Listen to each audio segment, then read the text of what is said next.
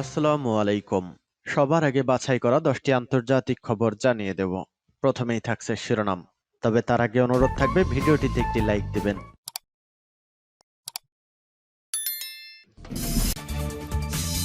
পুরোদমে ইসরায়েল ফিলিস্তিন যুদ্ধ চলছে, জানিয়ে দেব আমাদের হাতে থাকা সর্বশেষ গুরুত্বপূর্ণ আপডেট। আন্তর্জাতিক সংবাদ, ইসরায়েলে আবারও ক্ষেপণাস্ত্র হামলা চালালো হিজবুল্লাহ।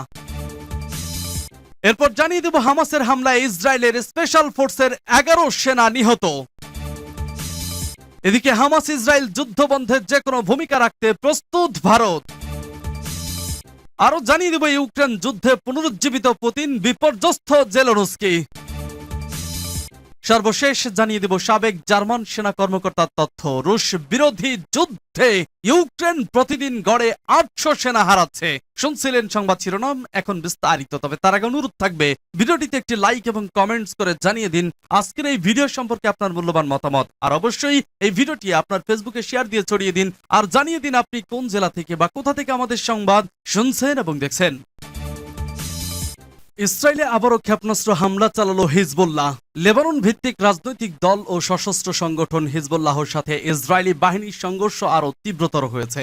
দখলদার রাষ্ট্রটিতে আবারও ক্ষেপণাস্ত্র হামলা চালিয়েছে হিজবুল্লাহ। বৃহস্পতিবার স্থানীয় সময় বেলা 12টার দিকে ইসরায়েলি শহর কিরিয়াত শমনোর দিকে বহু ক্ষেপণাস্ত্র নিক্ষেপ করেছে সশস্ত্র সংগঠনটি। এতে ইসরায়েলের ব্যাপক ক্ষয়ক্ষতি হয়েছে, খবর পার্স টুডে ইংলিশের। এক বিবৃতিতে হিজবুল্লাহ জানিয়েছে কিরিয়াত শমোনাতে কাতিউশা রকেট হামলা চালানো হয়েছে। ক্ষেপণাস্ত্রগুলো সেখানে আঘাত করার সময় ইসরায়েলি ক্ষেপণাস্ত্র প্রতিরক্ষা ব্যবস্থা আয়রন ডোম সচল হয়ে ওঠে। এরপরও কয়েকটি ক্ষেপণাস্ত্র ওই উপশহরে আঘাত এনেছে। তবে তাৎক্ষণিকভাবে এসব হামলায় ক্ষয়ক্ষতির বিষয়ে কোনো তথ্য দেয়নি তেল আবিব। কয়েকটি সূত্র বলছে ইসরায়েলের আল জালিল ও কিরিয়াত শমোনা এলাকা লক্ষ্য করে লেবানন থেকে অন্তত 10টি ক্ষেপণাস্ত্র ছোড়া হয়েছে। এদিকে বৃহস্পতিবার দক্ষিণ লেবাননের কয়েকটি উপশহরের আশেপাশের এলাকায় বিমান ও কামান হামলা চালিয়েছে ইসরায়েল। এসব হামলায় দক্ষিণ লেবাননের মারুন আল রাস উপশহরে এক নারী ও তার স্বামী আহত হয়েছেন।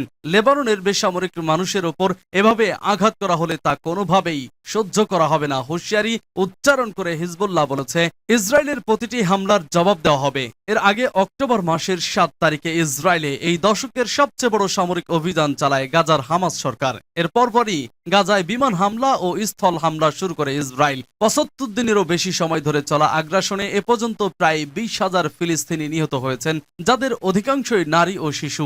গাজায় হামলা শুরুর পরপরই ইসরায়েলের বিরুদ্ধে যুদ্ধাবস্থা ঘোষণা করে লেবানন সীমান্তে ইসরায়েলের বিভিন্ন সেনা ঘাঁটি ও অবস্থানে হামলা চালিয়ে আসছে হিজবুল্লাহ। সংগঠনটি বলছে গাজায় ইসরায়েলি আগ্রাসন বন্ধ না হওয়া পর্যন্ত তাদের হামলা থামবে না। হামাসের হামলায় ইসরায়েলের স্পেশাল ফোর্সের 11 সেনা নিহত।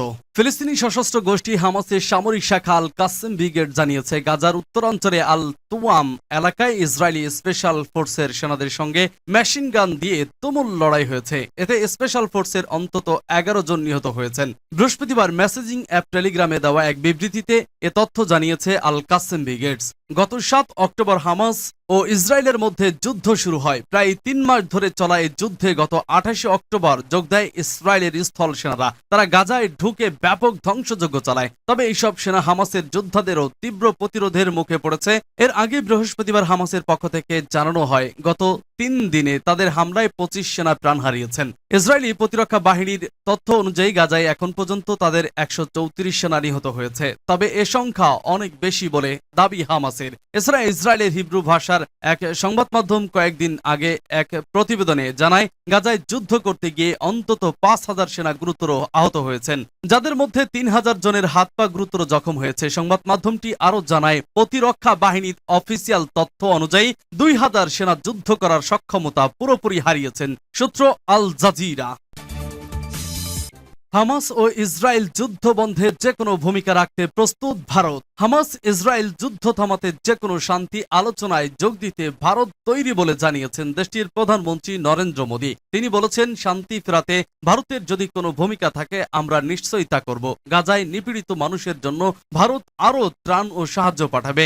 ইসরায়েল ও ফিলিস্তিনের শীর্ষ নেতাদের সঙ্গে যোগাযোগ রাখছেন বলেও জানিয়েছেন মোদী। এদিকে গাজায় ইসরায়েলি হামলা পুরোপুরি বন্ধ না হলে কোনো বন্দি বিনিময় করা হবে না বলে পরিষ্কার জানিয়েছে হামাস। ইসরায়েলও পাল্টা জানিয়েছে তারা শেষ দেখে ছাড়বে। এদিকে হামাস বলছে নিহতের সংখ্যা 20,000 ছাড়িয়ে গেছে। হামাস পরিচালিত গাজার সরকার বলেছে ইসরায়েল গাজায় সামরিক অভিযান শুরুর পর সেখানে প্রায় 20,000 মানুষ নিহত হয়েছে। গত 7 অক্টোবর হামাস ইসরায়েলের ভূখণ্ডে প্রবেশ করে হামলা চালানোর পর পাল্টা পদক্ষেপ হিসেবে ওই সামরিক অভিযান চালায় ইসরায়েল। এরপর থেকে 7 দিনের যুদ্ধবিরতির সময়টি বাদ দিয়ে দিনে গড়ে প্রায় 300 করে মানুষ নিহত হয়েছে। বিশ্ব স্বাস্থ্য সংস্থার আঞ্চলিক ইমার্জেন্সি ডিরেক্টর রিচার্ড ব্রানান বলেছেন তিনি এ তথ্যকে বিশ্বাসযোগ্যই মনে করেন।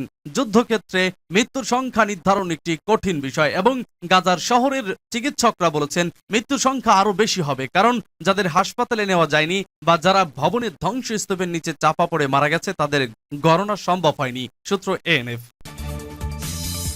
ইউক্রেন যুদ্ধে পুনরুজ্জীবিত পুতিন বিপর্যস্ত জেলেনস্কি।